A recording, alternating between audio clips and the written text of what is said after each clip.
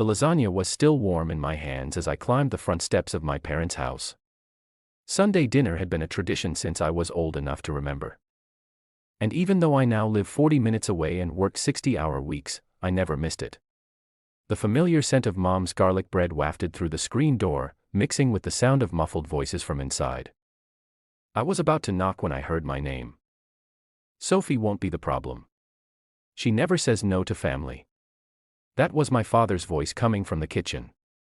I froze, my hand suspended inches from the door. But 300,000, that's insane. How did you even? My mother's voice was strained, worried in a way I rarely heard. It doesn't matter how. That was Nathan, my older brother. His tone was defensive, sharp. What matters is that I need it handled before they start the legal proceedings. You said you'd help. We will, Dad said firmly. Your sister's got that promotion. Remember? Senior financial analyst at that big firm downtown. She's probably making, what, $150,000 a year now? More, Nathan said. She mentioned something about bonuses. My stomach turned to ice. The lasagna dish suddenly felt like it weighed 100 pounds. We'll tell her it's for the house, Mom said, and I could hear her rationalizing already. That tone she used when she was convincing herself something wrong was actually right. Say we need repairs for the roof, the foundation, maybe 30,000 at first, then medical bills. I'll say I need some procedures. We can spread it out over a few months. She'll give it. Dad agreed. She always does. Remember when Nathan needed that business loan 5 years ago? 20,000. No questions asked. Never even asked for it back when the business failed. That's because Sophie doesn't understand how the real world works, Nathan said, and I could practically hear his smirk. She still thinks family means something. It's almost sad. Don't talk about your sister that way, Mom said, but it was weak, perfunctory. I'm just saying she's always been naive. Remember when she gave you guys her entire signing bonus to help with the mortgage? $40,000 just handed over. Who does that? A good daughter, Dad said, but there was something in his tone that made it sound like he was saying a foolish daughter. Exactly. So we'll knock this. Take care of my debt. Maybe have some leftover for that vacation house you've been wanting. Sophie won't even realize what's happening. We'll space out the requests. Make each one sound desperate. She can't say no when Mom cries. I don't like lying to her, Mom said quietly. It's not lying, Nat encountered. We're family. Her money is family money.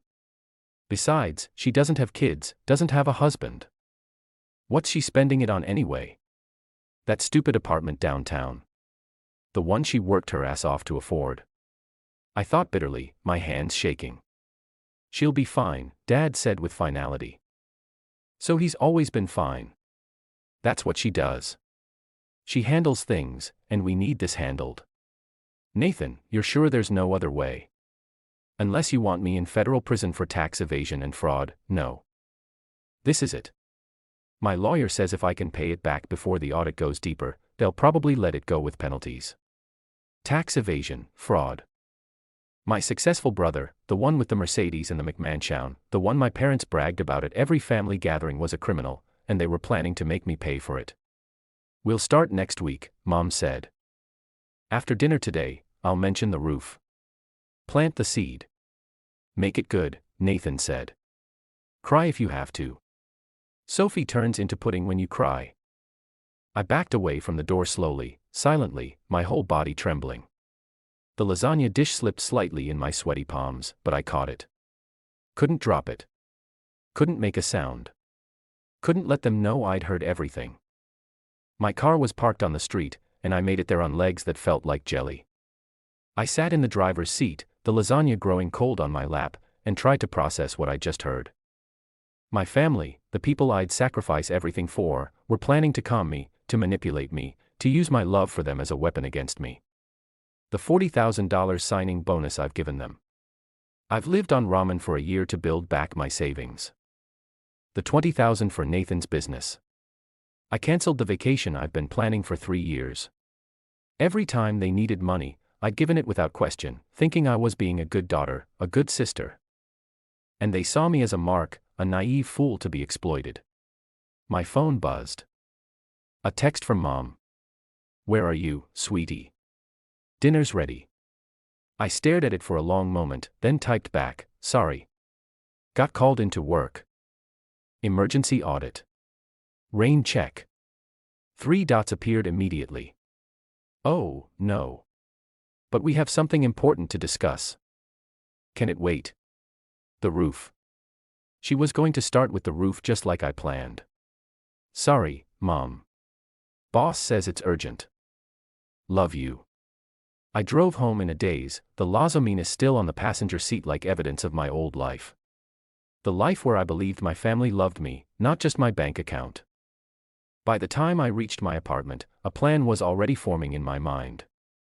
They wanted to play games fine, but they'd chosen the wrong mark.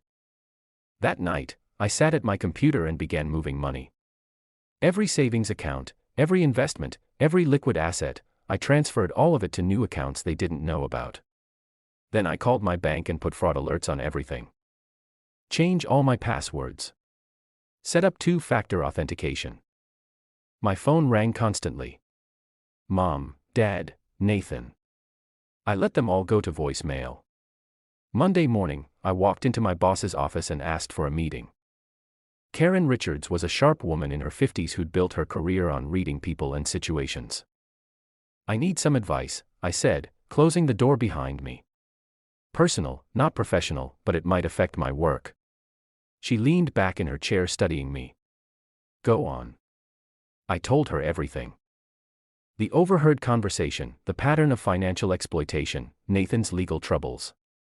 She listened without interrupting, her expression growing darker with each detail. "First," she said, "when I finish, you're handling this remarkably well. Most people would be a mess. Second, you need a lawyer, not for you, for protection against what they might try. Third, and this is important, you need to document everything. Every request for money, every transaction, every communication." "I've already started," I said, showing her the spreadsheet I've begun. 5 years of financial hemorrhaging, all laid out in black and white. Nearly $200,000 gone. Karen whistled low. "Sophie, I'm going to give you some advice that's probably overstepping, but I think you need to hear it. Your family is not your responsibility. Their debts, their crimes, their choices, none of that is on you." "I know," I said, though I wasn't sure I believed it yet. "I'm also going to suggest something else. We have an opening in our London office. Same position, better pay, and most importantly, an ocean between you and them. Interested?" London. 3,000 miles away from the family that saw me as an ATM. When would I start? Next month. We handle the visa, moving expenses, everything. Consider it a fresh start. That night, the calls became frantic.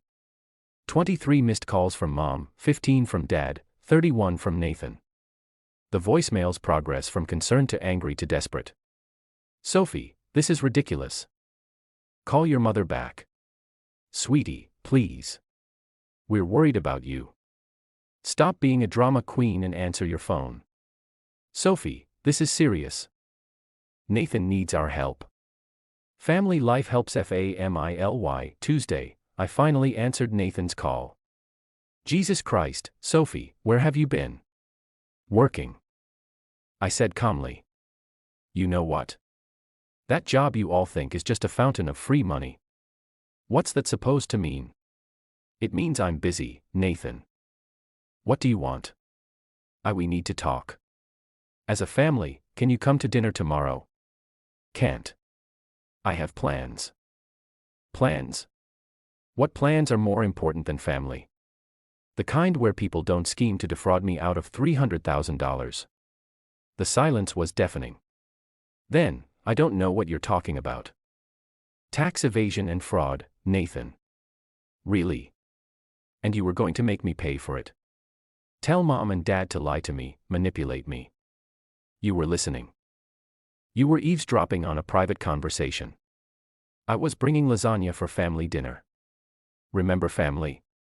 That thing you said I foolishly believe means something. Sophie, listen. It's not what you think. It's exactly what I think. You were planning to con me, your own sister, the one who's bailed you out for years. I'm in trouble, soft, real trouble. I could go to prison. Then you should have thought of that before committing fraud. Are you seriously going to let me go to prison over money? Money you can afford to spare. I couldn't afford the $40,000 I gave Mom and Dad. I couldn't afford the $20,000 I gave you. I couldn't afford any of it, but I gave it anyway because I thought that's what family does. Turns out I was wrong about what family means. Sophie, please. I hung up. The text started immediately. From Nathan, begging. From Mom, guilt-tripping. From Dad, demanding. I archived them all without reading. Wednesday brought a new tactic. Mom showed up at my office building at lunch, tears streaming down her face. Sophie, please just talk to me. I'm your mother. I stood there in the marble lobby watching the woman who'd given birth to me sob dramatically and felt nothing. The tears that had always worked on me before seemed hollow now, theatrical. We can talk, I said. Right here, in public. Can't we go somewhere private? No. Say what you need to say. She glanced around at the people passing by, clearly uncomfortable. Your brother is in trouble. I know. Tax evasion and fraud, he told me. He made mistakes, but he's family. We have to help him. No. You have to help him. He's your son. Use your money. We don't have that kind of money. You know that. Then Nathan should have thought of that before breaking federal law. How can you be so cold? This isn't like you. You're right. The old Sophie would have already written the check. The old Sophie believed you when you said family helps family. But the old Sophie didn't know that her family was planning to con her to use her love against her. Mom's face went pale. How did you? Does it matter? What matters is that I know exactly what you all think of me. The naive daughter, the family ATM, the mark. We never said. She'll never say no to family. She doesn't understand how the real world works. Sophie turns into pudding when you cry. Should I go on? Real tears now, not the manufactured ones. We were desperate. No. You were greedy. There's a difference. I left her there in the lobby and went back to work. That afternoon, I accepted the London position.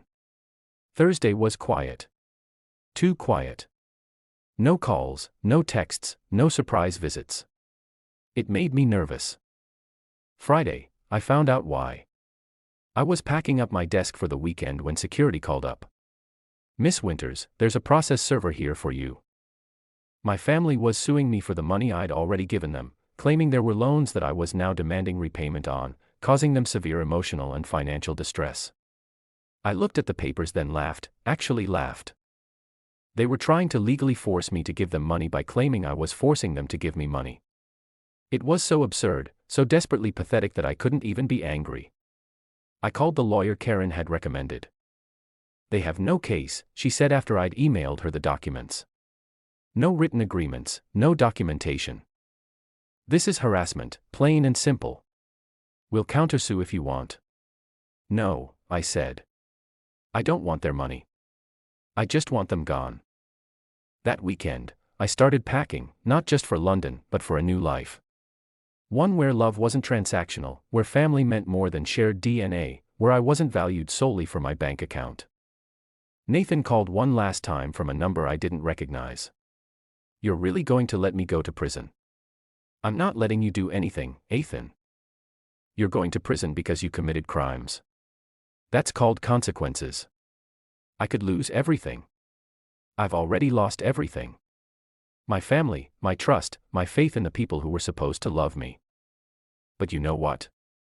It's liberating. I don't have to pretend anymore that you all care about me as anything more than a checkbook. That's not true.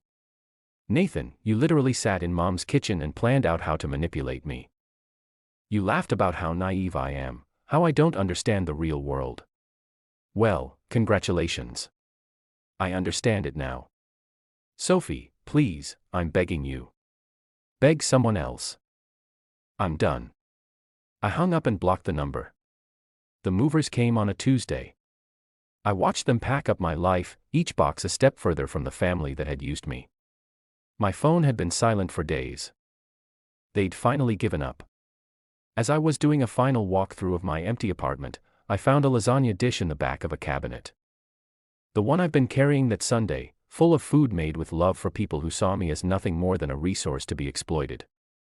I threw it in the trash. At the airport, waiting for my flight to London, I got one last text from an unknown number. I almost deleted it unread, but curiosity won. It was from my mom. I'm sorry. Not for needing help, but for how we planned to get it. You deserved better. I hope someday you can forgive us. I stared at it for a long time, then typed back, I hope someday you can deserve forgiveness. Then I turned off my phone and boarded the plane. 6 months later, I got word through my lawyer that Nathan had been sentenced to 18 months in federal prison. My parents had lost their house trying to pay for his legal defense. They'd moved in with my aunt in Florida. I felt nothing. No satisfaction. No guilt. No anger. They were strangers now. People I'd once known in a different life. My new life in London was everything the old one wasn't. I had colleagues who became real friends, relationships built on mutual respect rather than exploitation. I learned to trust again slowly, carefully. And sometimes, on quiet Sunday mornings, I'd make lasagna just for myself, remembering the girl who used to carry her heart in a casserole dish, hoping this time her family would see her as more than just a bank account. That girl was gone now. In her place was someone stronger, someone who understood that sometimes the most loving thing you can do for yourself is walk away from people who only love what you can give them. Family isn't about blood. It's about who shows up for you without checking your bank balance first. And sometimes the only person who truly shows up for you is yourself. That's the real world. And now finally, I understand it. If you enjoyed the story and want to hear more just like it, don't forget to like the video, drop a comment with your thoughts and subscribe for more stories. Your support helps these stories reach more people and trust me, the next one, it's even wilder.